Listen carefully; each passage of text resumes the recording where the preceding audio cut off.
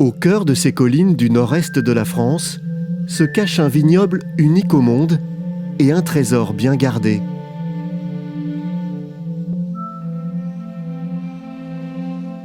C'est ici, sur ces 34 000 hectares de coteaux, que des générations de vignerons ont fait naître un vin d'exception, le champagne.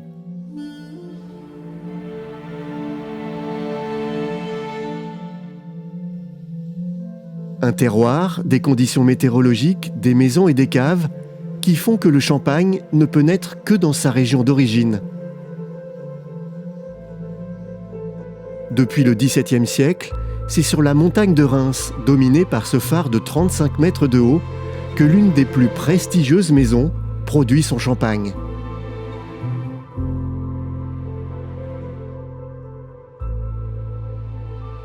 Nous allons vous amener au cœur d'une famille de vignerons passionnés depuis 13 générations, la maison Cattier. Sur les 9000 hectares de vignes de la montagne de Reims, nous retrouvons les vignerons de la maison à une étape emblématique de la fabrication du champagne, les vendanges, le fruit d'une année de travail. Dans les parcelles, les raisins doivent être récoltés à maturité, lorsqu'ils ont atteint un degré de sucre suffisant pour garantir la qualité du vin. Mais surtout, ici, en Champagne, les grappes sont récoltées à la main.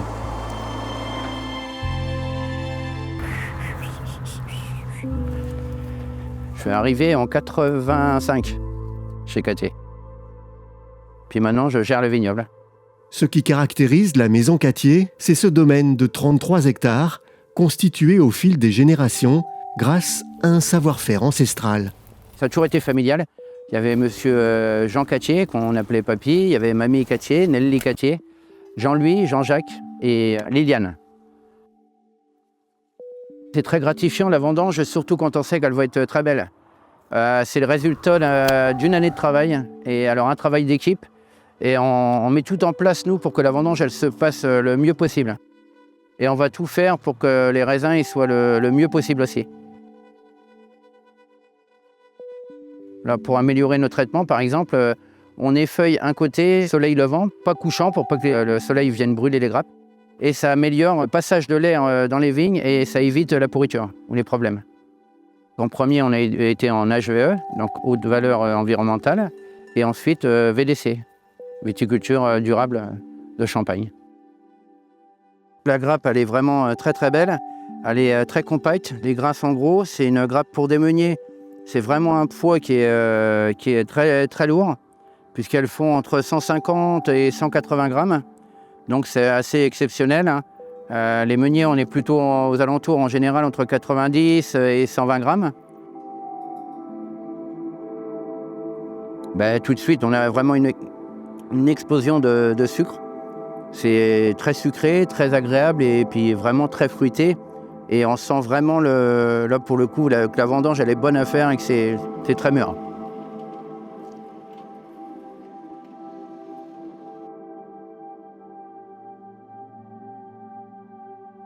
Après la vendange, les grappes de raisin doivent être rapidement amenées au pressoir. C'est le début d'une étape cruciale de la production du champagne.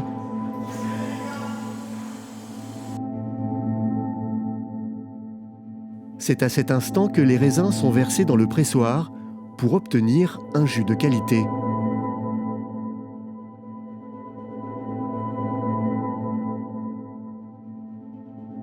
Pour respecter le cahier des charges champenois, la maison Cattier utilise un pressoir de 8000 kg à pression inclinée qui permet d'obtenir le meilleur du raisin. La qualité de pressurage de chaque grappe compte dans la création d'un champagne d'exception.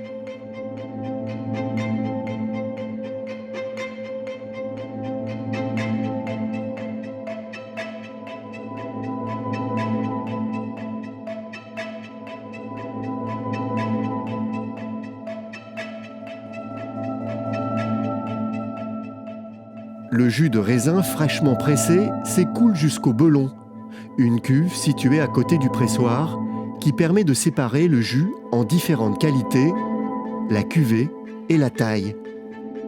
Pendant que le jus de raisin coule à flot, ce qui reste des grappes et les pépins sont séparés pour être recyclés. Le pressoir est alors nettoyé. À chaque étape, les odeurs de raisin frais envahissent le pressoir, dans l'attente de la nouvelle pressurisation. Le moment est alors venu pour Alexandre Cattier, président de la maison, d'une première dégustation des vins clairs. Je suis à la fois chef de cave de la maison et puis président de la maison. Là où nous sommes situés à Rilly-la-Montagne, c'est un terroir de meunier, puisque l'encépagement global en fait, sur le terroir est à peu près de 60% meunier, 20% chardonnay et aussi 20% pinot noir. On produit des meuniers qui ont beaucoup d'arômes, qui sont avec un beau volume, une belle intensité aromatique. Dégustons ce meunier 2022.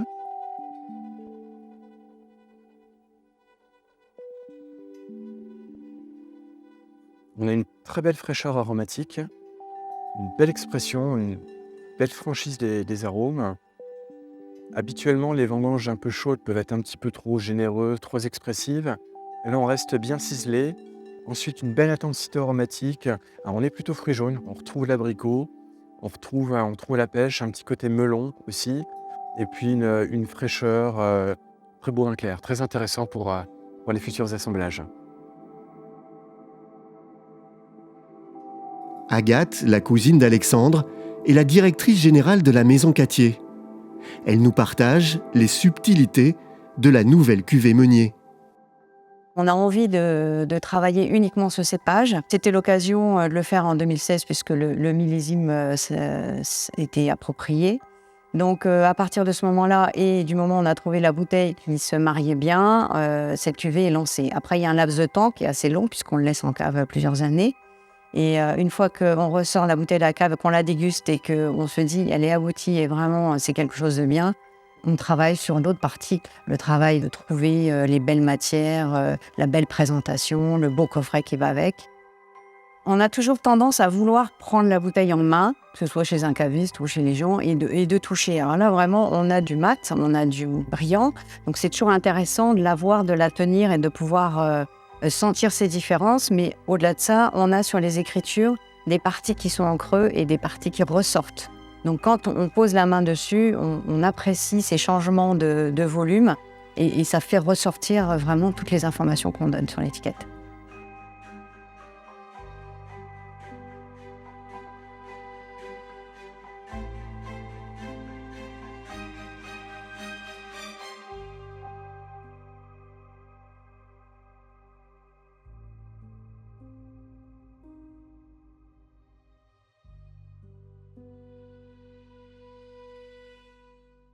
Au sein de la famille Cattier, l'œnologie est une passion partagée entre père et fils. Jean-Jacques Cattier, le fondateur, et son fils Alexandre dégustent aujourd'hui la cuvée Meunier, une occasion d'échanger leurs sensations.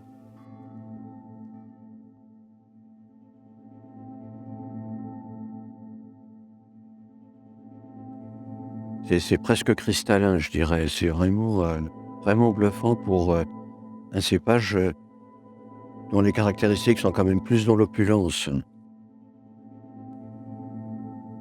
On reste sur une finale qui est beaucoup sur l'élégance, en fait. Presque salin, finalement. Et qu'on revient dessus, en fait.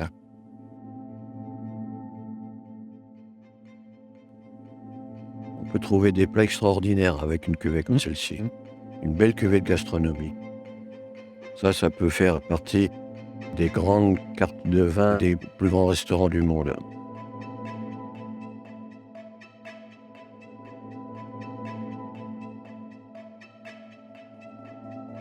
Pour percer les secrets de fabrication du champagne, il faut maintenant descendre dans les caves sombres et fraîches de la maison Cattier.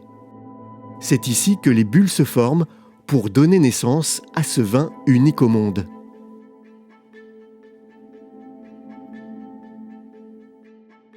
Donc tout ça, ce sont des bouteilles qui sont là encore pour plusieurs années, 3, 4, 5, 6, 7 ans, avant d'être mis sur le marché. En Champagne, Il faut avoir un stock très important si on veut vendre de très bonnes bouteilles arrivées à maturation. Dans ce caveau-là, comme vous pouvez le voir, il y a des traces, des marques noires sur les murs, des traces de suie, et on n'y a pas touché, on les a laissées telles quelles parce que ça date de la dernière guerre mondiale. C'est donc un témoignage de la vie des gens à une époque de la dernière guerre mondiale.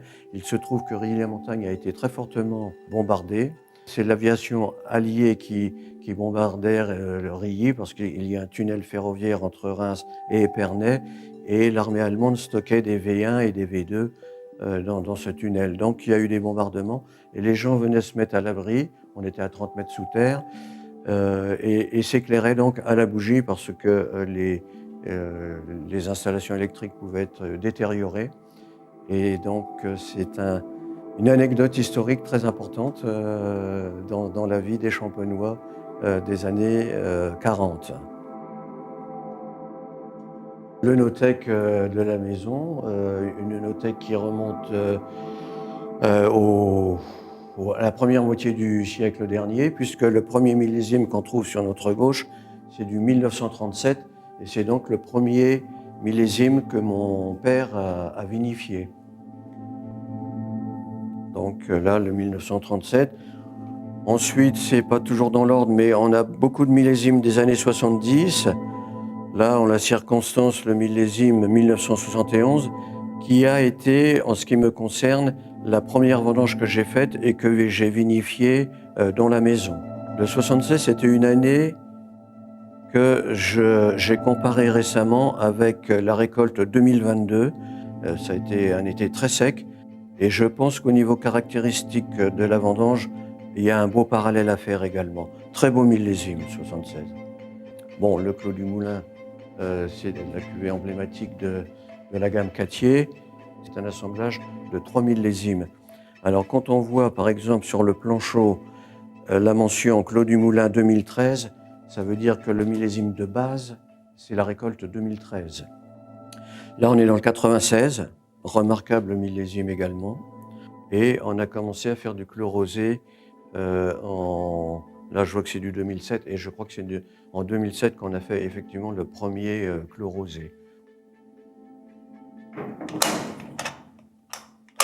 Dans la cave où se cachent les trésors de la maison, Jean-Jacques va retrouver son frère aîné, Jean-Louis Cattier, fondateur de la maison et aujourd'hui au conseil de surveillance. Ils dégustent ensemble une cuvée emblématique créée par leur père, le Clos du Moulin. Donc, l'assemblage. Alors l'assemblage, c'est toujours un assemblage de 3 millésimes. Celui-ci, c'est un Clos base 2012 avec un apport des récoltes 2008 et 2009. Et chaque bouteille est numérotée. Et cette cuvée-là a été tirée en rosé dans une toute petite quantité de l'ordre de 3000 bouteilles, quelque chose comme ça. Bon, allez. Voilà. Bon, allez, Santé. santé. Toute l'initiative revient à notre père, hein, donc, puis qu'il a acheté le Clos en 50, il a sorti ses premières bouteilles en 55, 56, et tout de suite, il a eu l'idée de faire une cuvée spécifique, une cuvée parcellaire, Ouais. et de le vendre sous le nom de Clos du Moulin. Et à cette époque-là, dans les années 50, il n'y en avait que deux, c'était le Clos des Goisses et le Clos du Moulin. Le Clos, en 3 mots, une parcelle, 2 cépages, 3 millésimes. Et je crois que c'est quelque chose d'unique en Champagne aujourd'hui. Pour comprendre l'incroyable destin de la maison Cattier, il faut remonter plusieurs siècles. En 1625, des ancêtres de la famille travaillaient déjà la vigne, au cœur de la montagne de Reims.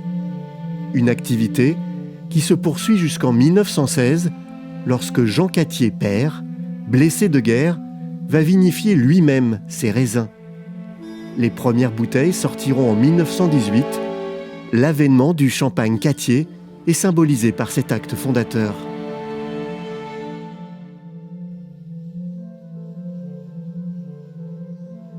En 1936, son fils Jean épouse Nelly. Ils auront 3 enfants, Jean-Louis, Liliane et Jean-Jacques Cattier. Ils perpétueront l'héritage familial en développant l'activité de la maison et en transmettant à leurs enfants leur passion pour le vin et la terre.